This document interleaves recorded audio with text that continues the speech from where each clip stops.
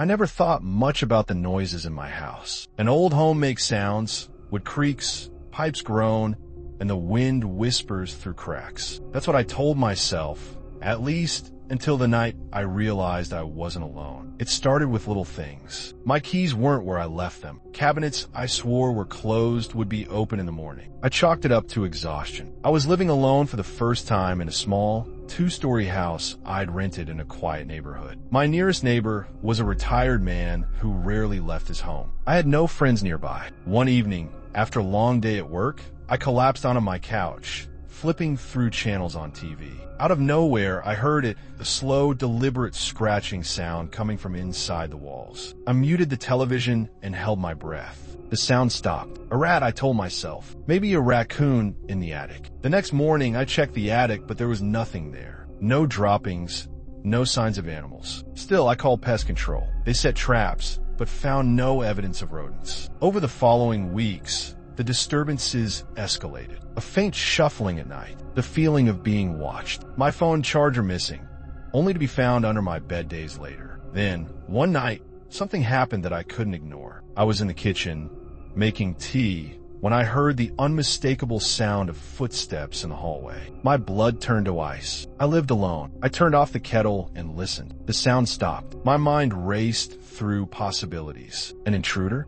My front door was locked and all my windows were shut. I grabbed a kitchen knife and slowly walked toward the hallway. Nothing. I checked the entire house, every room, every closet. No signs of forced entry, no open windows. But I couldn't shake the feeling that I wasn't alone. That night, I barely slept. I kept the lights on, the knife under my pillow. When I finally drifted off, I had the most unsettling dream. I was lying in bed, unable to move, while a shadowy figure stood at the foot of my bed, whispering words I couldn't understand. When I jolted awake, my bedroom door, which I always closed, was slightly ajar. The next day, I set up my old laptop with a webcam, aiming it at my hallway. I needed to prove to myself that I was imagining things. I left for work, came home late, and immediately checked the footage. Most of it was uneventful.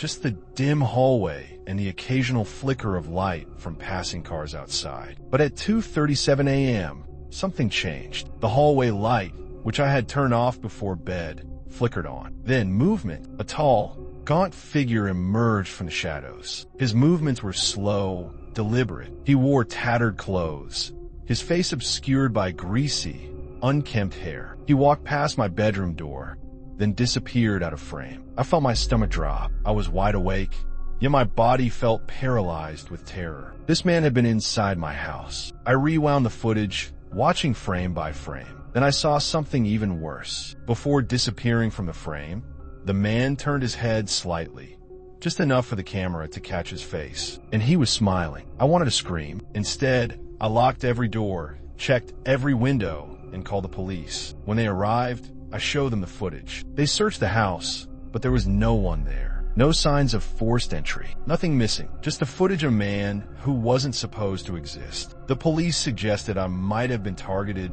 but without evidence of a break-in, they could do little. I wasn't satisfied. I scoured my house, checking vents, behind furniture under the stairs. Then I checked the basement. It was mostly empty, just some old furniture left by the previous tenant. But in the corner, I noticed something odd. A loose panel on the wall. I pulled at it, and it came off easily. Behind it, a dark, narrow passage led into the walls. My heart pounded. I reached for my phone's flashlight and shined it inside. The passage led to a small, hidden crawl space. Inside, there was a thin, dirty mattress, some food wrappers, and empty water bottles. And worse, my missing belongings. My phone charger. My missing socks. A shirt I thought I had lost months ago. Someone had been living inside my walls. I stumbled back, barely able to breathe. I ran out of the basement, locked the door behind me, and called the police again. This time, they searched the passage, but whoever had been living there was gone. They told me I was lucky. Lucky he hadn't harmed me. Lucky I had discovered him before he decided to do something worse. I moved out the next week. I never felt safe in that house again. But sometimes late at night, I still hear the faintest sound of scratching inside the walls. And I wonder if someone else is listening too. I worked as a security guard for a large corporate complex on the outskirts of the city. It wasn't glamorous, but the night shifts were quiet and the pay was decent. My primary responsibility was monitoring the cameras for the underground parking structure known as Lot 14. It had 4 levels, each eerily dim, always cold, and filled with shadows, even under the flickering fluorescent lights. For the first 6 months, everything was normal. Employees would leave by 8 or 9 p.m., and I'd do rounds, sip bad coffee, and play podcasts low enough to not miss the occasional footstep or noise. But something changed in the 7th month. It was a Tuesday night, around 2:15 a.m. I was half dozing at the monitor station when I noticed movement on one of the screens. Camera 14C, facing level 3, showed a sedan parked in the middle of a row. Nothing unusual, except no car had entered since 11 p.m. I checked the log. The license plate didn't match any of the authorized entries. There was no record of the car entering the gate. It was just there. I switched through the other cameras to check for movement. The place was empty. Still, I grabbed my flashlight and headed down. The elevator ride to level 3 felt longer than usual. As the doors opened, a rush of cold air hit me. My boots echoed on the concrete as I walked toward the car. It was an older model Toyota, dull blue, the kind your uncle drives and refuses to let go of. The windows were fogged. I tapped on the glass with my flashlight. Nothing. The interior looked empty. Suddenly, I heard footsteps behind me. I turned fast, shining the beam around. Nothing. No one. I even checked between cars and behind pillars. The level was dead silent. I returned to the station, more annoyed than scared. Maybe someone parked it during the day and walked off-site. Still, I made a note of it. The next night, the car was gone. Thursday night came. Around 3 a.m.,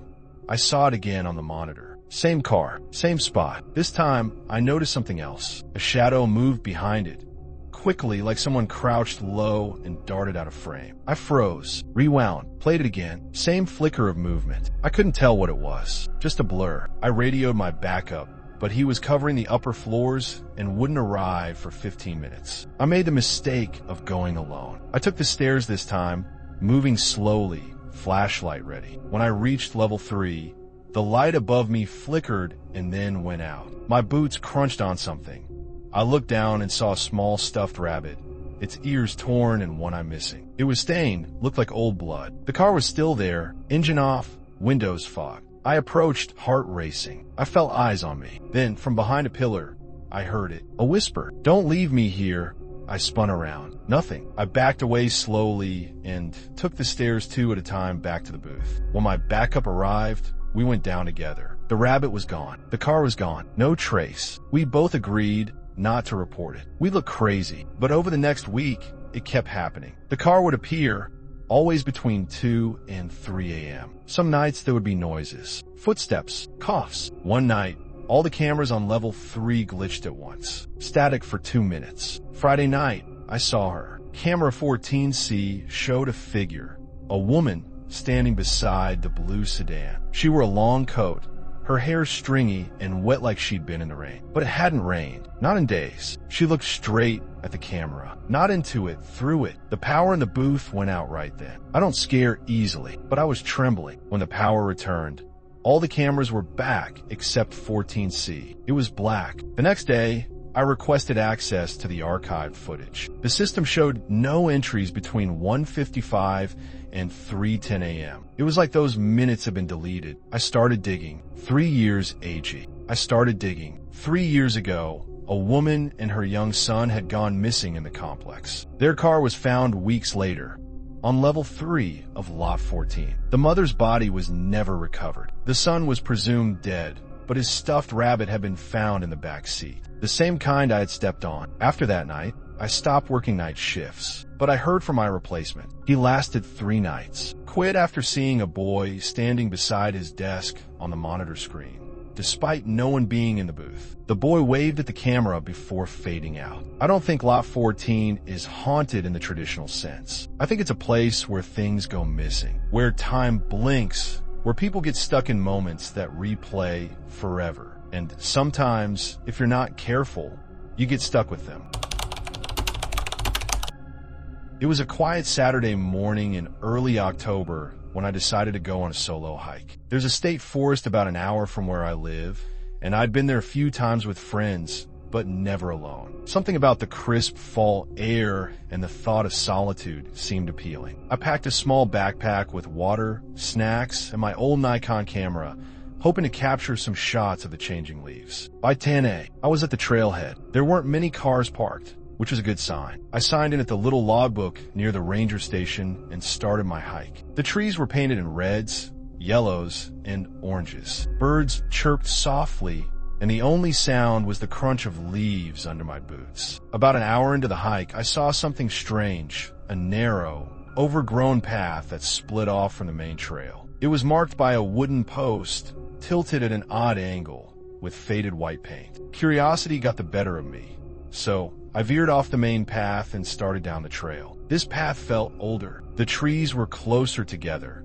and there was a silence that made me uncomfortable. No birds, no squirrels, just the wind rustling high above. About 20 minutes in, I stumbled across what looked like an old abandoned campsite. A rusted fire pit, some broken benches, and even a decaying wooden sign hanging from a tree that read, Camp Black Hollow. I'd never heard of it. There was no mention of a camp on any of the maps I'd seen of the forest. I took a few photos and wandered around. Everything was coated in a thin layer of moss, and it looked like no one had been there for decades. Then I noticed the footprints. They were bare, human, and fresh. The ground was soft from rain a few days before, and I could see the clear outline of toes and arches in the mud. But here's the thing. I hadn't passed anyone, and there were no cars at the trailhead when I arrived. My stomach tightened. I called out, "Hello."